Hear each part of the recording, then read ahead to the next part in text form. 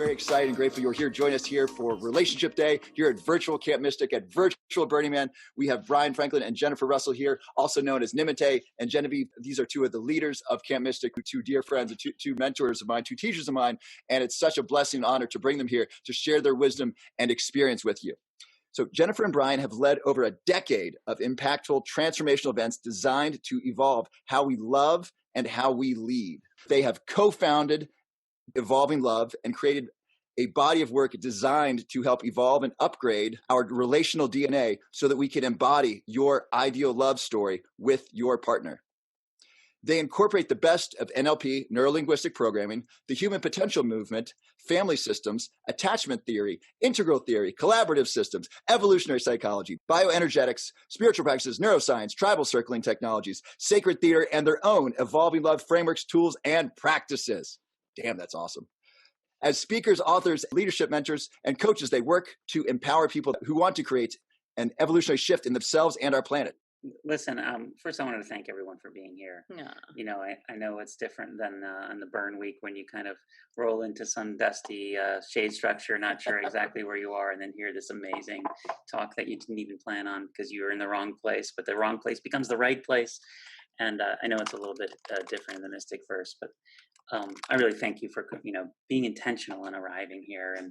And just a couple of intentions. So our intention for this next hour is that you might have a new understanding of an aspect of yourself or an aspect of your partner, maybe. And that new understanding might allow you to rewrite the story on some of the automatic ways that you interact with the people that you love and that love you.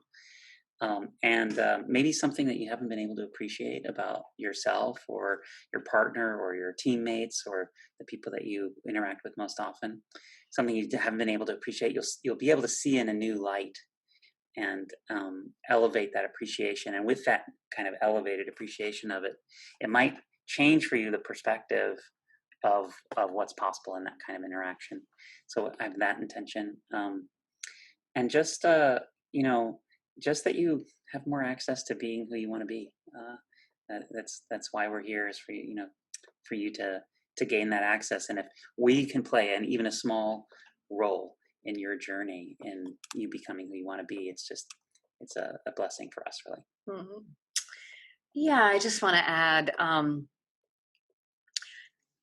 it feels especially important at times like these, that part of what drew us into this work of helping each other rewrite our relational DNA and evolve the way we love is just seeing that we cannot live in a world without war until we heal the war inside ourselves and the war between the sexes.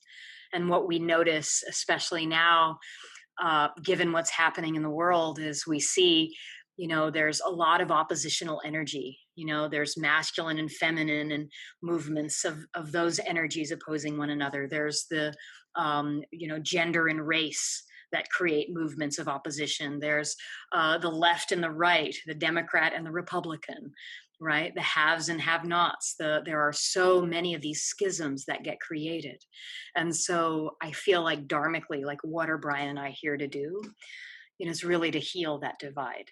It's to have us realize that we can pop dimensionally out of this left, right, up, down, right, wrong mentality and see the integration of polarities where they go from opposition to polarity, showing their gifts that each side holds, to even to our unity.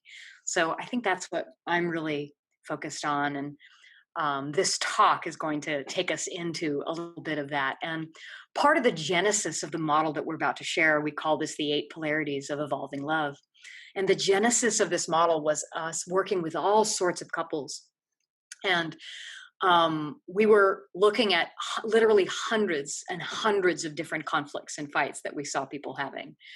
And as we were looking into that, we asked ourselves the question, well, there has to be a finite number of conflicts that we're in. Like, is it that we're all so unique and everyone is having a very unique fight that no one else is having? Or is there a finite number? And if we could discover through our work and through just watching human psychology, watching ourselves, watching each other, if we could discover what that finite number was and what are the root causes, what are the root dynamics that are at play underneath the unique fights that we each have, there is a dynamic that's really at play. And if we could discover that, we thought we'd be really onto something important. And so what we have for you is really our answer to that question. Is there a finite number? And for us, there is a finite number. And as we looked into that, could we discover what are they? And then in discovering that, tell you, how do you unlock the oppositional energies that have it feel like a tense fight and instead be something that is actually harmonically working together with raising you up and out of it and evolving the way you love itself. So that's what we're here to show you. We've got some cool slides to give you a little bit of a visual, but in our universe, there are 8 of these, right? And they're each in these pairings. So 4 polarities that create these 8 evolutionary qualities. And underneath, what we found was that every conflict wasn't about money or division of labor or the in-laws and all of the presenting surface issues that we all come up with.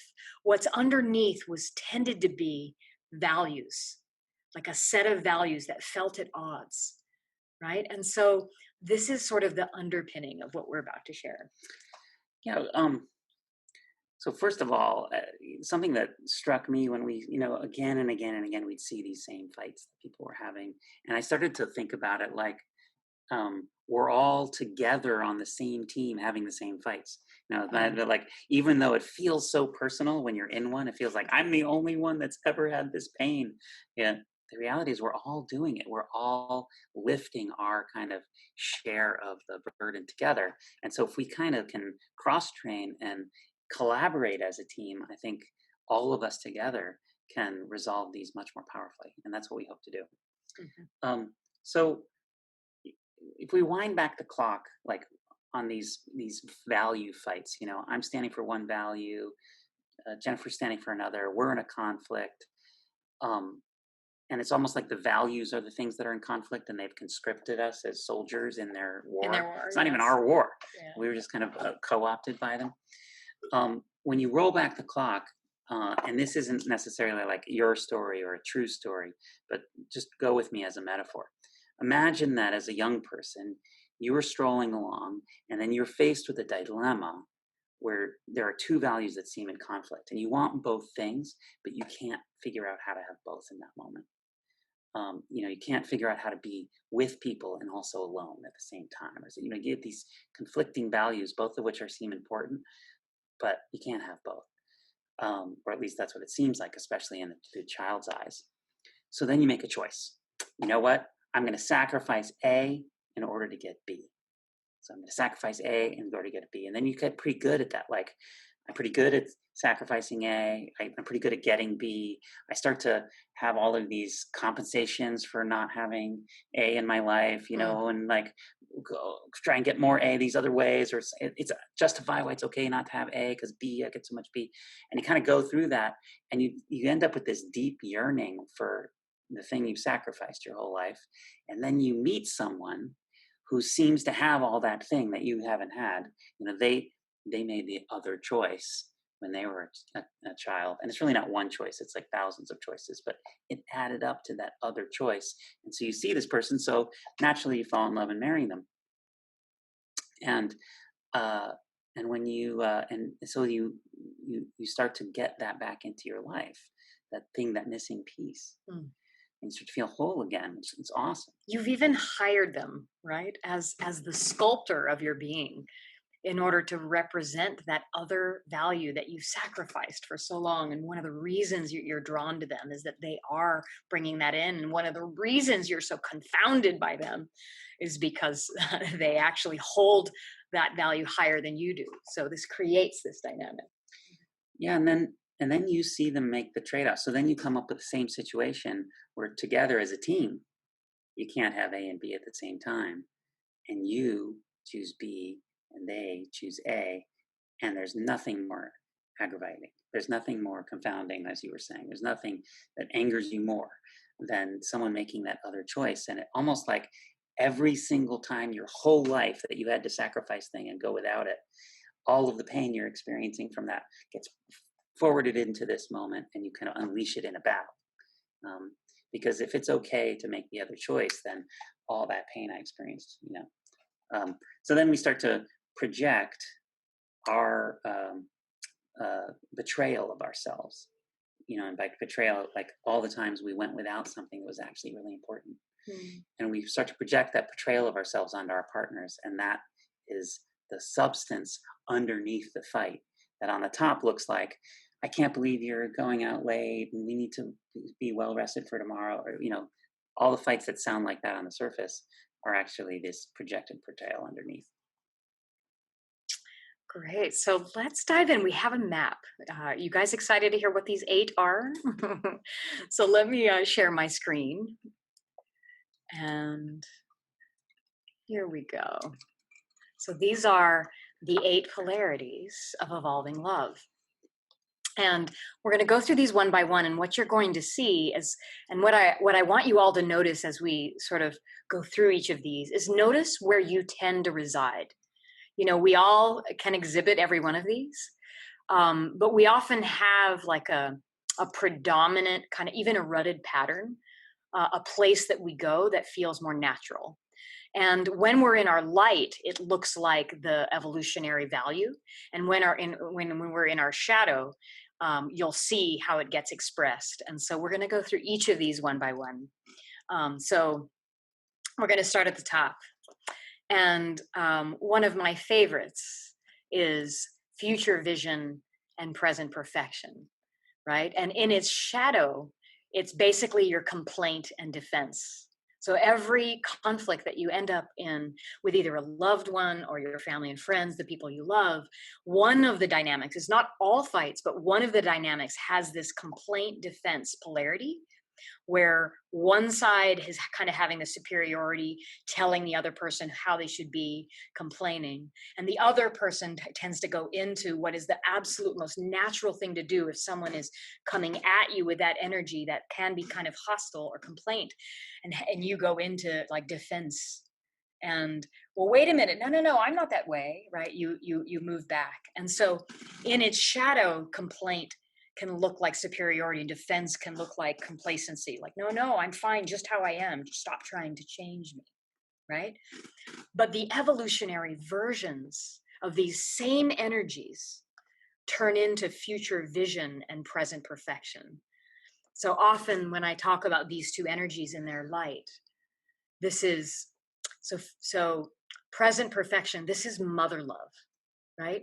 You are perfect just as you are. I wouldn't change a hair on your head. It is most Eastern religions that will tell us to appreciate the present state, be in the moment now, with no need to hide, fade, or fix it, right? This is the perfection of this moment that needs nothing, right? And so that energy is this is what so many people will call spiritual awakening, right? Future vision is the evolutionary impulse. This is father love. This is, I believe in you to become more, to be more, to evolve, to be capable of anything and everything you set your mind out to. I believe in you. I champion you, right? So there's mother love and father love in its healthy form. And when those are in balance, you feel both this perfection of who you are. There's no make wrong, there's no blame, there's no complaint. And you feel believed in, so that there's an inspiration and a motivation, not just to be complacent, not just to sit there going, yeah, I'm great as I am. I don't need to grow. But instead, with that father love evolutionary impulse, you actually grow and have a future vision of yourself, of the world that you want to see. Right? So these very same shadows, which create this polarity that creates a tension, if you can feel it, complaint and defense, you can feel the war in it, right? You can feel that there are fights that have this energy. And if for those of you that speak energy, I've drawn these little icons. If you notice, there's these little stick figures inside. And these represent how we handle being overwhelmed and in conflict. right? Where does our energy, attention, and focus go? And if you're on the complaint side, so just see if in most fights, you could even pick one, because it might switch depending on the argument. I mean, you may have one that's more predominant, but pick one that's recurring for you, that creates some energy where this dynamic is in place. And notice if you go to complaint, superiority, and you really live in future vision, or whether you go into present perfection, it is beautiful as it is, and get defensive when that energy comes. So if you're the complaint defense, the energy is up and out, right? It's up and out. It's aggressive. It's penetrative, right? So when you're feeling unsafe or compromised, if you're in this pattern, you want to protect yourself, you go into the warrior and you go up and out. But if you are in the other pattern, it's literally the opposite energy. Your response to feeling overwhelmed or are compromised, triggered in some ways to go in and down, right? In and down. It's like hunkered down, enduring, unmovable, right? So feel in yourself which ones of these tends to kind of reside in you as you're in a conflict, picking maybe one that you have. Yes, and we got a comment, love that future vision is the evolutionary impulse.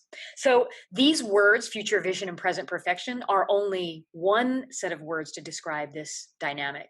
But what we've done is created a whole mind map for you. And what had us create this is so you see that it's like a whole word cloud of ideas that are related.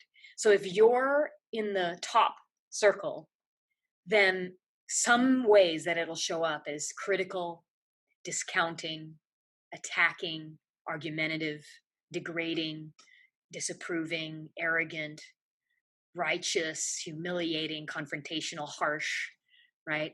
These are some of the ways it shows up. Superior, right? And it's really the aggressor as an archetype. But notice also, if you see this in yourself or your partner, that they or you often exhibit the light side, which is future vision. That same shadow, when it's safer, turns into growing, capable, excellent, expanding, feeling seen and met, inspiring, optimistic, holding a positive intention, right? Discerning, believing in you, seeing possibility, championing, becoming, right? So you see that the very shadow that might have you in this complaint defense dynamic turns into this future vision. And that often what happens is when we see this in our partners, we compare their shadow to our light and our light to their shadow, instead of comparing both the shadow and light of each side of the coin. And so if we're going to look at present, you want to add something? Yeah, I just want to, like show us the jazz hands or something. Can you guys see how it starts with a value of future vision, believing that the future can be better. Yeah. And when that person is regulated, all of these beautiful light qualities are present, whether that's you or your partner. Then they get overwhelmed, triggered, dysregulated, and then they drop into the shadow elements. But the shadow elements are just a scared way of fighting for the same value. Yes. Yeah, and this value is desperate to be expressed, and we're often not refined in how we express it. Almost every complaint from your partner, if you hear it through the ears of them standing for your future vision, like every little complaint, like, oh wait, what's underneath the layer of that complaint, which is only the top layer of what's really going on? Well, underneath it, they're actually fighting for a precious value that if I listened through that lens, I could see that they're trying to kind of create the Michelangelo out of the marble, chipping away at anything that isn't us, right? So that's future vision, and it's light and shadow, right? So here's present perfection. So see if this is where you go, or where your partner or your loved ones go, right? And if you're not in a relationship, see if like whatever shows up for you in general with anyone you interact with, right? And so in its shadow, present perfection can be defensive, right? It can be mediocrity. It can be stagnant. It can be copping out. It can be lazy, compliant, complacent, ordinary, acquiescent, delusional, prone to excuses, in denial, blame shifting. It's not me, right? Aimless. And this is what we call the victim, right? If we've got the aggressor on the other side, this is like the perpetrator, and this is the victim. So this is our drama triangle here. And we feel powerless often when we're in that defense, like they have the power, they're coming at us, and we're in the defense posture. So that's its shadow. So notice if you ever go here, and we've all been to all of these. So just notice if in the conflict you're looking at, this is where you go. But notice your own beauty if this is you, because if you have a tendency to go here, you probably see beauty in present perfection. You're probably accepting, peaceful, right? You want to de-escalate, not escalate when the aggressor is there. You often are good-natured, respectful, content, present, open-minded, aware. You feel seen, you're appreciative. You're in the being of the being and becoming side. And this is kind of like that Zen monk, totally at peace with exactly what's so, bringing that peace and balance and equanimity into the space, right? So there's such a beauty here. So for me, I tended to, in my life, I tended to sacrifice the future vision in favor of the perfection. So, you can call it a peacemaker, or, they have all these words in psychology for that kind of a move. But if it feeling good how it is now and the possibility of it being better ever felt like I couldn't have both of those as a child, I would try and make it feel good now and just give up on whatever future. And so that pattern led me to desensitize myself to all these blue words: copping out, defensiveness, being stagnant, complacent. So I actually didn't feel the negative impact of that shadow as much, because I desensitized myself to it from making that trade-off so many times. And I had to kind of reintroduce myself and to when I would feel that father love, especially the shadow. If I would feel someone being critical or argumentative, it would feel very wrong to me. I had to realize, oh, this is actually this piece I've been missing. I just need to experience it through the light so that we can raise it together. So that was kind of my journey on this one. Yeah, and there's an important element as we go around this wheel that I want to point us to, which is the beauty of this model we're looking at is what we noticed in our work with people was that the remedy that unwinds this tension of opposition is that if your partner is seeing you as the one that's complaining and superior, then the remedy is for you to bring more present perfection to them. And if they are bringing more complacency and defense, the remedy that unwinds, permanently resolves the fight, is for them to bring more future vision, for them to accept, oh, I can grow, I can evolve, I can become. And that this actually will take what feels like an untenable polarity in opposition and turn it into an evolution where the very presence of future vision and present perfection in your relationship, as you bring it more into balance, will unwind this fight and have you actually be in a relationship, an interaction that is designed to have you evolve, designed to have you actually come out of your pattern, because you need these two ingredients.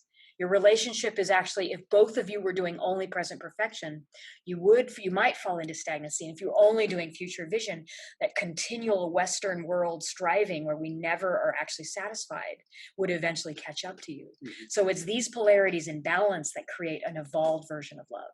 So that's one piece to be looking at, where they're each the remedy and that the other one needs in order to unwind itself. It's counterintuitive too, because I know if I'm if someone's complaining at me and I feel super defensive, what I want is for them to stop complaining. I want them to be more focused on the present perfection of it all. And it's counterintuitive that the actual solution is for me to invest more in a possible future, to invest more in change, to take change more seriously. It feels opposite in the moment, but it is what resolves it. Mm-hmm. So real quick, we have a what's the path forward? If you notice these gray words, complaint, if if someone says to you, you've heard a bunch from your lover or your partner or your teammates, you're superior a lot, you complain a lot, you're a tyrant. If you get that kind of feedback, then the growth path here is to realize that just because you have an expectation, it doesn't mean that everyone else around you has consented to meet it. So just the fact that you can think of it as an expectation doesn't mean they're on board. You have to actually slow down and take the step of selling them on it before you can actually go and complain about it not being met. Mm-hmm, mm-hmm. And then if the present perfection, if you are the defensive one and you tend to go like inward and defensive and victim-y and down, yeah. if that's the oppressed, the victim, right? yeah. Which was more my history. The path there, I always wanted to be acknowledged for having good intentions when I fell short. And the growth path for that is to realize that the desire to be acknowledged for your good intentions itself disguises or mutes your own power in becoming who you really can be. So there's a stepping up that you can do that your own desire to be acknowledged for your good intentions kind of hides or mutes. So have fun with us, if you would, looking at any persistent pattern that you see in your life, any persistent conflict that comes up. Let us know in the chat, which place do you tend to reside? Are you a future vision, more complaint, superior side? Do you tend more towards that in your life, or do you tend more towards present perfection, more defense? So let us know in the chat which one you tend to be, and so that we can see. In Bryan and I's relationship, I tend to go to future vision, and he tends to go to present perfection. So we see, and we've each been each other's teachers deeply on each of these.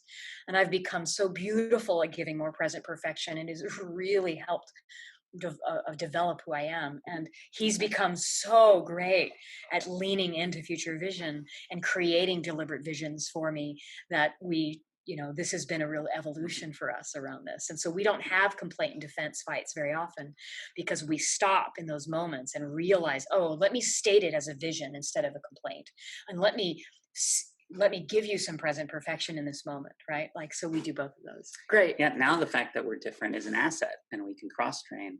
It's no longer a source of conflict, but a source of synergy.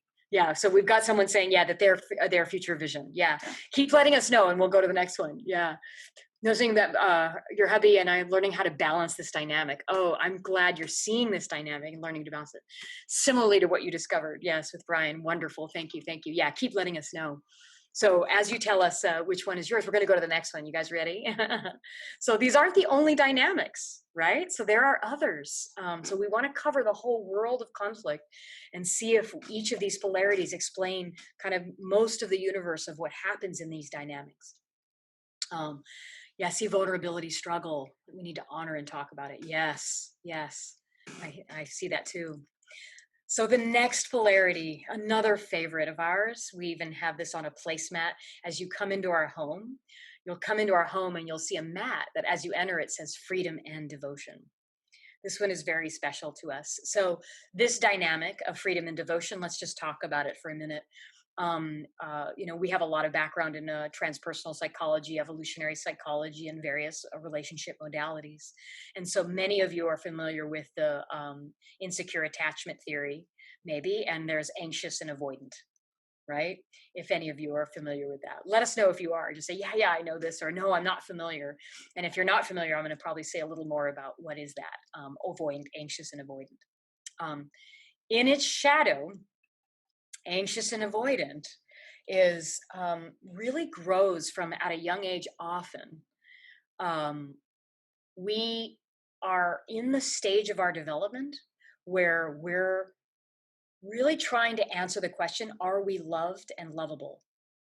Right? And so we're searching, we're pinging the environment, we're pinging mom and dad and family and whoever's around us. Am I lovable? Am I lovable?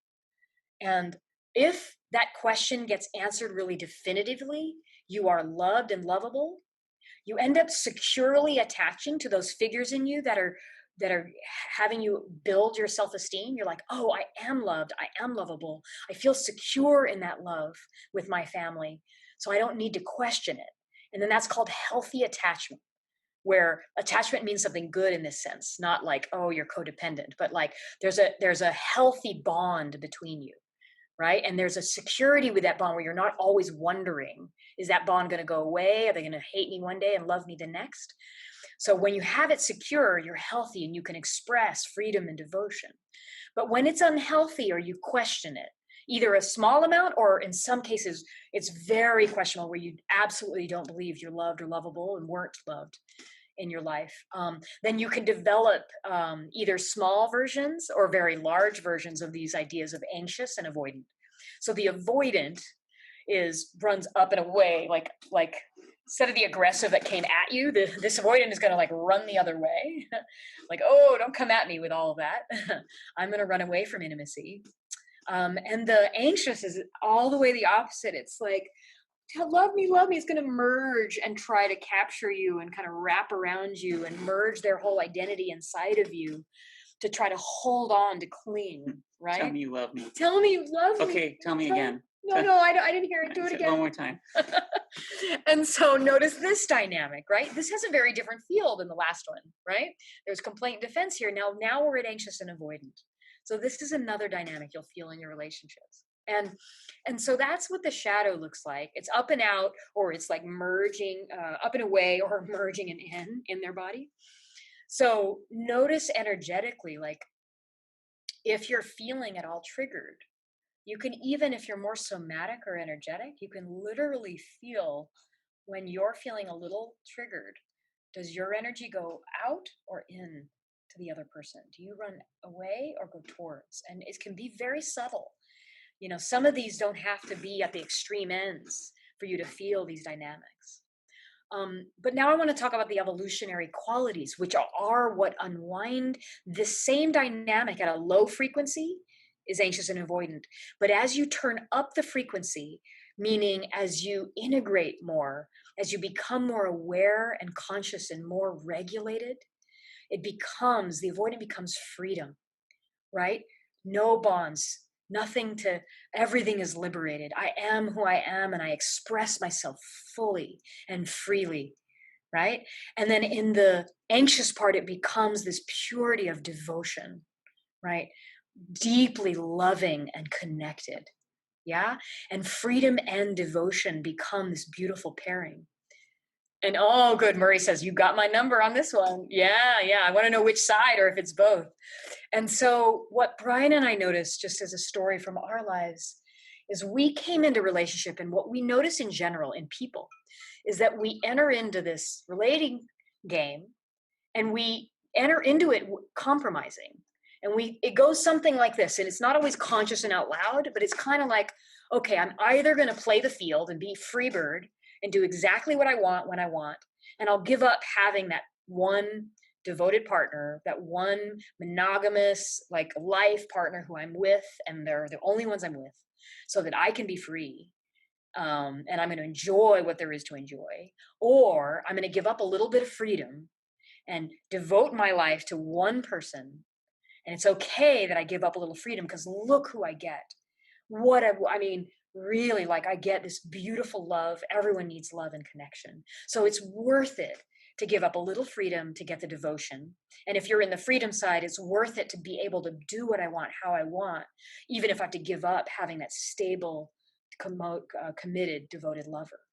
So we enter into this, and it creates, at first, a willing compromise. It feels fun and good, but guess what? These are core human needs. If you are in a dynamic and that you are lacking freedom, you'll feel caged and you'll wither. And over time, the resentment will build. Same with love. If you're interacting in life and you don't have that committed devotion and love that you can really rely on, that imprints and creates that security for you, that just has you feel filled up, then like you'll wither and die. Like they've even done experiments on animals that'll take like the proxy of a loving like fur animal to snuggle with before even food. They'd rather starve to death than not have that other thing to snuggle with and cuddle with. So it's literally core to our being. So we enter relationships deciding to do this trade game, and then we wonder why we're resentful later.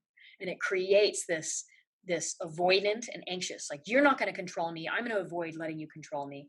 Or, hey, I get needy and clingy, and you need to tell me how loved I am. And yeah, these are the two things that have been the subject of more wars than any other. Much more than oil or resources, we've gone to war for devotion to a specific religion, and and to fight for our freedom. All of the independence and revolutionary wars throughout history. So we'll actually kill each other if we don't have enough of these values. They're so important. Yeah, and there's some good questions here, both from Murray, just noting, I'm so glad. So what you're doing is finding yourself in these. So he's noting that he can see some of where his shadow comes and how he often gets the codependent partner as he has the shadow of avoidance. And I love what we're bringing in with polys, like, don't they see freedom, not as avoidance of a primary partner, but as freedom to feel devotion and stable attachment to others. Yes, in its purity, this is sort of what we're getting at, because many of us, especially Burning Man tribe people, have really experimented with relationship structures, right? Can we express freedom in a way that doesn't erode our devotion, and devotion in a way that doesn't erode our freedom? For Bryan and I, we made that agreement, or that promise to each other, because when I feel his devotion and it's stable, all I want is for him to be 100% free, to love who he wants to love, to be who he wants to be, to do what he wants to do, because I'm filled with the stability of, I know he loves me, I don't need to wonder, right? And vice versa, right? When someone is being devotional, then you or when you're giving someone freedom and you're giving them all the freedom they want, you just want to love them so completely because you feel so me, so met, so seen, right? When someone is being all the way like accepting of all of your desires and who you are and not trying to cage you in any way, the only real response to that is, oh my God, I love you so much. Thank you for creating a whole environment for me to find who I am and be who I am. So this idea that you can have both and not either or is so important to this model. And it pops you dimensionally out of that opposition of I have to choose, right? And so, yes, I think that in structured relationships that have more than one partner, like, these people are playing very deeply with these issues. Can we create a sense of more freedom to explore, and through our love, through our sexuality, through our identity, and not also feel so dysregulated that we can't even be in a healthy relationship with other people? But can we find that balance of bringing that devotion, not to one partner, maybe to multiple partners, and have those multiple partners feel loved and stable and also feel free to express? But either way, whether you're monogamous or open, bringing freedom and devotion, finding what is your overlap. That was our question, is, can we behave in ways that support our freedom but don't erode our devotion? And can we also interact in ways that support our devotion and don't erode our freedom? And that overlap of the two was where we wanted our relationship to be. And over time, that overlap became bigger and bigger, such that there is nothing that I can do in my freedom that erodes devotion for him, and vice versa. So that overlap is really good. So that's what we're going for. And then, so Jerry's, so many people in getting divorced seem to be through a process of rediscovering the person they were before all the compromise. Yes. And so let's build a model of love that actually calls into question your tendency to compromise to begin with, and say, well, what if we were going to relate where it was freedom and devotion, not freedom or devotion? What if I could support every desire Bryan had and not have it erode anything in me, and have it mean something good about him, right? So this is that exploration. But here's what it looks like in its light and shadow. And shadow. Yeah, thank you, Jeffrey Miller. We have an incredible evolutionary biologist on the call who actually has studied mating through the evolutionary lens and the psychological lens. So thank you. Yeah, in a minute when we have time, we'll do some Q&A, and I hope we get some really stirring dialogue. But here's what it looks like. So the avoidant, if this is you, maybe these words fit you, or if it's your partner, maybe you're seeing these.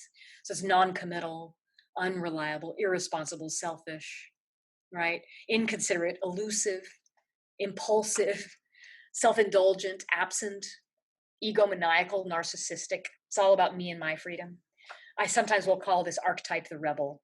I do what I want, when I want, how I want. I'm free, right? In its shadow, but in its light, it's the adventurer. That very thing that you're nervous about if you're anxious, you're so attracted to, because what do they bring? They bring adventure. They're free spirits. They bring spontaneity. They bring the dynamism. They're individuated. They're independent. They're self-honoring. They're self-expressed, right? They're self-reliant. They're liberated. Wow, no wonder you're attracted, right? All those, if you're in the anxious, like this is what you're drawn to, and yet you're drawn to the very thing that's going to excite that anxiety. But if you can express it with a both and, if you can express the light and bring each other the very thing that will unwind the dynamic, then this is something really special. So this is free. This is the freedom side. Here's the devotion side. So if you're on the anxious side, or your partner is, see if you notice if they're clingy or insecure, or if you are. You put people on pedestals. You're unsatisfiable. You're grasping. The hungry ghost, sometimes I call it, right? The needy, merging, incomplete, unfulfillable. There's an empty void in you that no matter how often people say, I love you, like you can't quite get fully nourished. Literally happens at the developmental stage of your right to need, which happens very early on in the oral stage of your psychological development. And you can't all the way be sated here. So there's no filling you. And so you have that hungry ghost clinging to try to merge with the other person to get your needs met. And so here there's this desperation in it, and I call this the beggar, right? But the light side of this is those of you that are on this side often express the most exquisite level of devotion. There's loyalty, there's reverence, there's commitment and dedication, right? This is the loyalist, right? You're united, you're present, you're faithful, you're unconditional. You realize how interconnected we are. You are attentive, you're present, right? These are beautiful. Each of the light sides of these are actually awakened qualities, right? So when these two are compromised, you can see this dynamic of tension.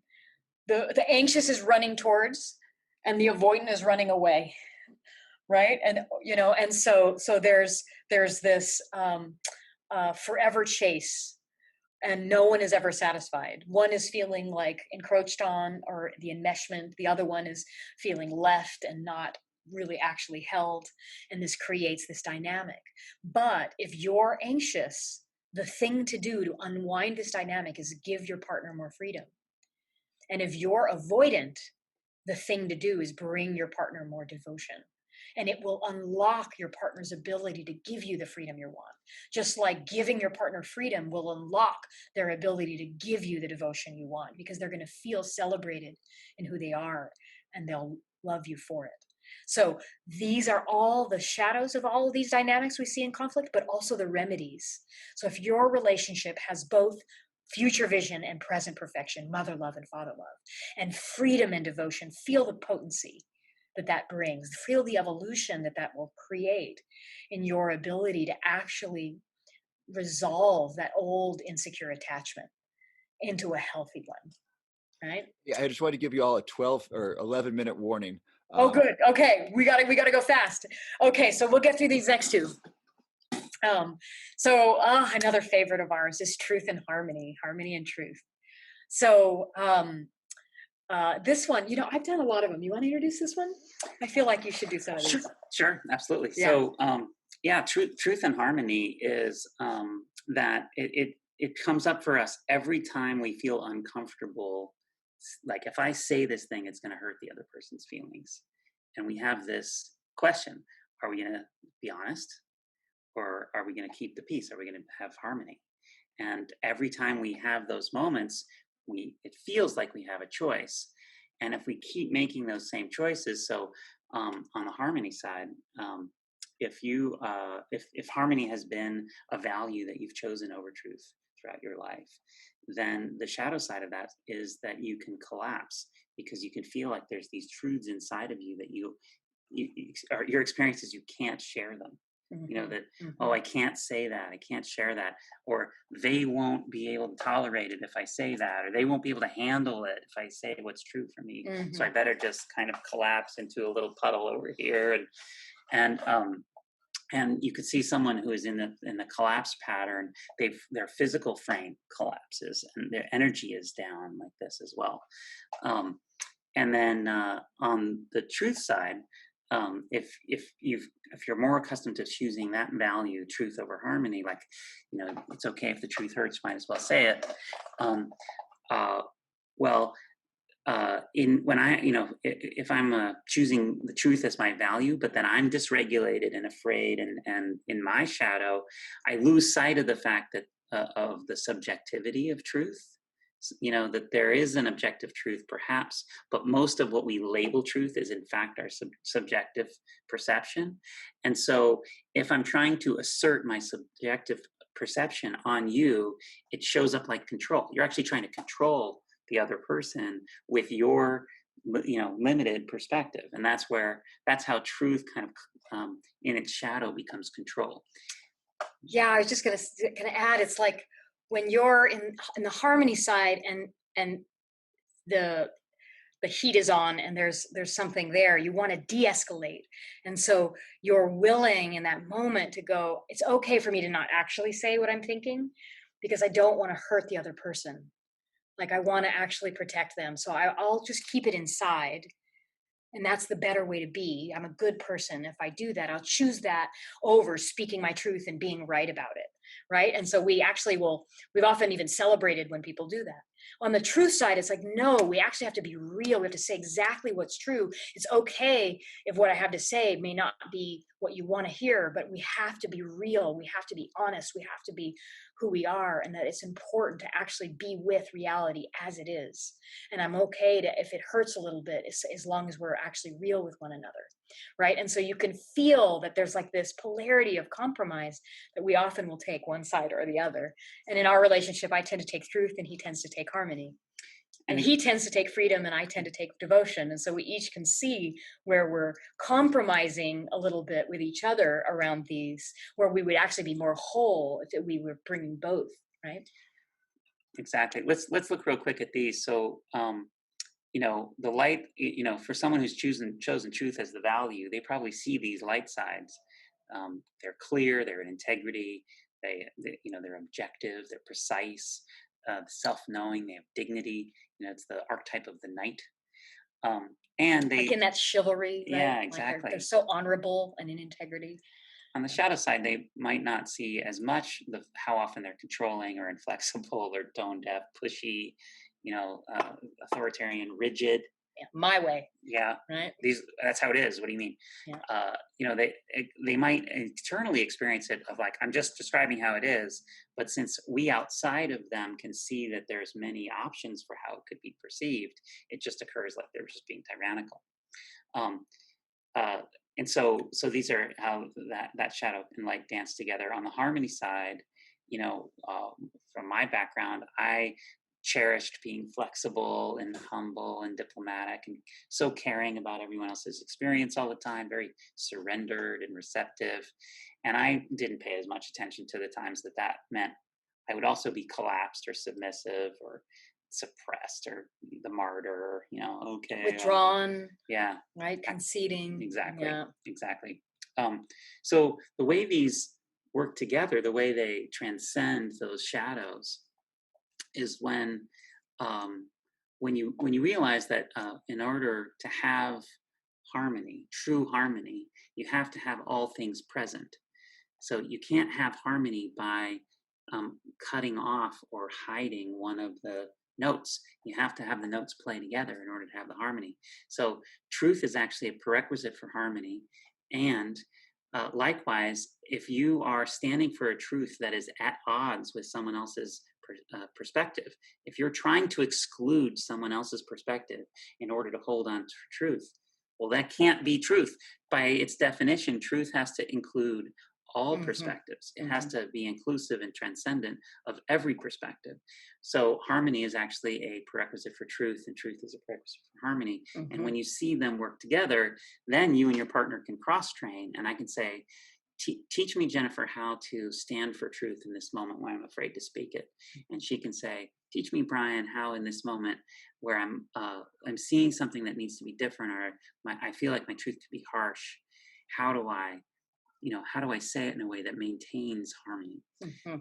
So the path for harmony people like me is to realize that the truth doesn't hurt. It's withholding it that hurts. And the pain of withholding it isn't felt until it's revealed. And the path for a truth person like me is to realize that any truth I'm standing for is always partial, right? And it's to realize that if you're judging someone else, you're only seeing a part of them, because in their true essence, their whole being, then they're not ever that one small slice of judgment that you have, right? If you're in that shadow of it. So you just to realize truth is a multidimensional thing, and that any truth you could hold is always only ever going to be partial, right? So these are really beautiful. So we've got one more set. I know we're running a little low on time, but let's get to our last two. You want to do this one too? I did the first two. You do the second two. Sounds great. Yeah. So this is between passion and partnership. Juiciness. And we see this a lot with when there's infidelity in a relationship. Often it's a shadow expression of passion, which feels a little bit. It's like a cousin to freedom, but it's not exactly personal freedom that's being expressed. It's like that. I want to feel the life force, throbbing in my veins. It's that passion. And you can see it also in businesses. People. It's like the purpose-driven. Yeah, vision and purpose and legacy, and let's change things. Like that passion is how they want to be. And of course, when I want to be enthralled in passion, sometimes I delete the other people who might have get in my way, and that's why the shadow of passion is betrayal. Because if I'm so focused on how much life force is running through me, and your presence or my consideration of your needs might dampen my passion, then I stop considering your needs. And when I do that, I end up betraying my promises to you. And one thing on the passion before you start partnership is just you see the little diagram with the arrows going in all directions. This is literally what the shadow and light of like someone in that pattern. They're sending their energy everywhere, all over the place, right? And it's so enlivening to be around that, because literally they're just filling everything and everyone. But the shadow is that betrayal of like, well, wait a minute. Yeah. So that's where that one comes. And then the partnership is like, I want to feel you with me. I want to make sure we're doing this together. We're equal. Yeah. And I've seen like couples move in together, and they out come the spreadsheets about the chores and how it's all gonna like how the partnership is gonna link up. And then soon enough they call us and they say, the problem is we're working great together, but we feel like roommates. And that's where, when you're in absolute synchronization, it's very functional, and it can be comforting to know that we're like shoulder to shoulder. But that also eliminates polarity, and sexuality is obviously a huge part of a love relationship. So, yeah, part of what creates the juiciness in a relationship is the actual creative tension of not totally equal, of that lover beloved, the sub, the dom, right? That energy of the masculine, the feminine, the receiver, the giver. And so demanding that we always be exactly on par with another to actually dissipate the energy of that separate arc, right? Like a positive and negative charge in physics, it creates electricity because it's a different energy. And so when we're in codependence, this shadow where we're equalizing, we're pulling it down so that we're all on equal footing, it can dissipate all the passionate energy in the relationship. And so that dynamic can create that roommate, right? And often this is the dynamic we see in a lot of couples where it's over processing. Everything is processed. Like what they really need to do is just actually have sex and stop talking, right? But instead, they got to over process and process more. So it's I know we're 7 at now. time. Let's leave it on this slide. I'm just going to do the path for these two, and then we'll. The path for these two. Okay. So the person, I communicated with the person who's after you, and he volunteered to give you 10 more minutes to finish up and answer questions. Oh, wonderful! So wonderful. generous. Oh, and if you're reading the chat, there's like this revolution of we need to give them more time. Listen, thank you guys. We love this conversation. Oh, and boy, do we want to jump into it with you. Is what we really want to do now that we presented it. And I appreciate the partnership as well as the passion together, so that we were in communication with the responsively. So. All right, so we have 10 minutes. So do you want to go into the? Let's do. Well, shall we skip those or do those real quick? Let's do this real quick, and then I'll do the path. And then we'll show them all. Exactly.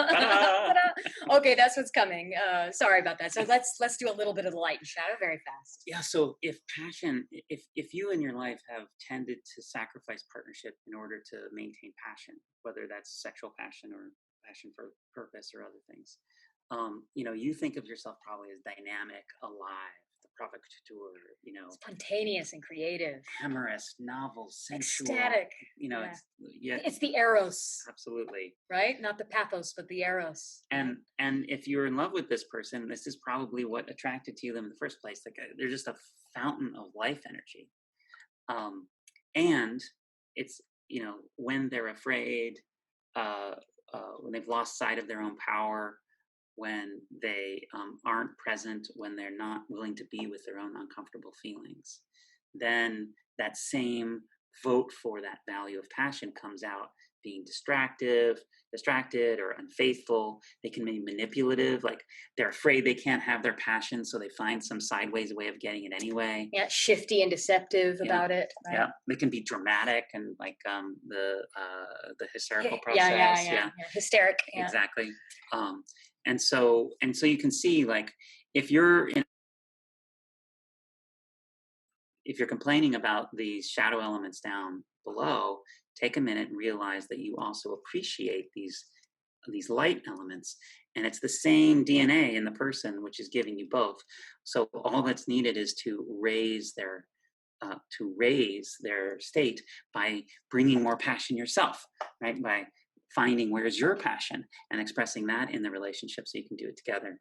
And the other, and on the partnership side, it's so foundational. It's the companion. It's being cooperative, allied, balanced, equal, reliable, committed. It's all the things that you need to make a long-term relationship really work. You're going to have kids and bills and the IRS and stuff to deal with.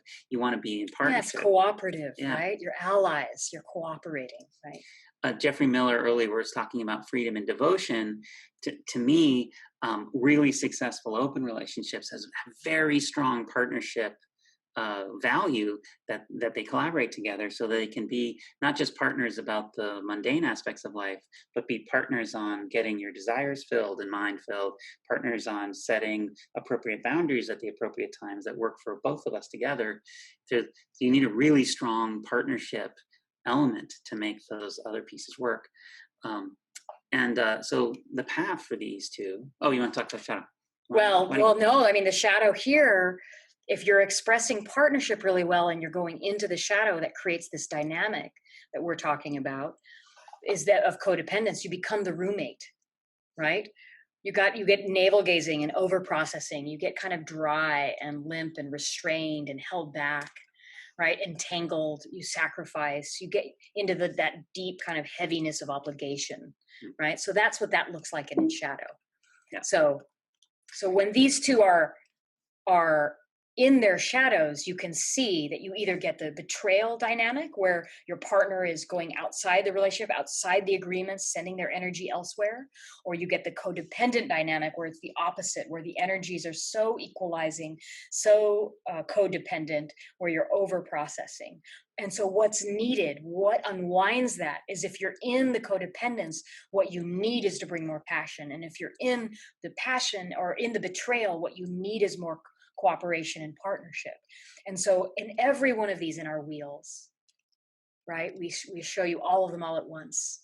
So what you're seeing here is every one of these, what we found as we looked at all the fights, all the conflicts, all the dynamics, they were all visible. We looked at 500 distinct arguments, and every one of them fell into one of these values conversations, values that felt at odds, or shadows being expressed were the very remedy that would unwind every conflict you'll ever have, was the expression of the one that was missing. And so what you'll see is a little pattern here where some of these are on the agentic side, where we're developing a stronger sense of self, freedom, passion, truth. We're developing a sense of having our own 2 feet, understanding our own empowerment. And on the other half, it's the communion, it's the we space, right? The relating space where we go into harmony, partnership, and devotion. And either out of balance, agency and communion, you create the shadow elements. When these are both present, you create an evolutionary partnership. That is freedom and devotion, truth and harmony, passion and partnership, present perfection and future vision. So you can see that these all relate to one another in that beautiful way. And similarly, we have a becoming, a being and becoming. Right? In the being, which is really present, we have truth is in the present, present perfection is present, devotion in the present. And then up here we have future, right? This is becoming, where we're looking at freedom, right? We're looking at future vision, we're looking at the harmony of the whole space. So you can see there's some really neat, beautiful ways that these all relate to one another.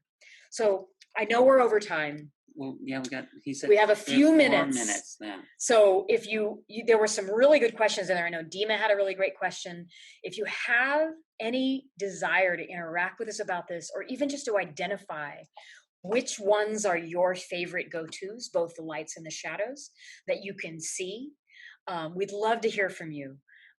So let us know. You can take yourself off mute if you have any conversations around it, any questions around it. We're so here for you. First, would you tell us where to get the slides? These slides are so powerful. It's so lovely. Why don't we make them available then? Yeah, would you post that in the chat so that way people can go to the link and go get those?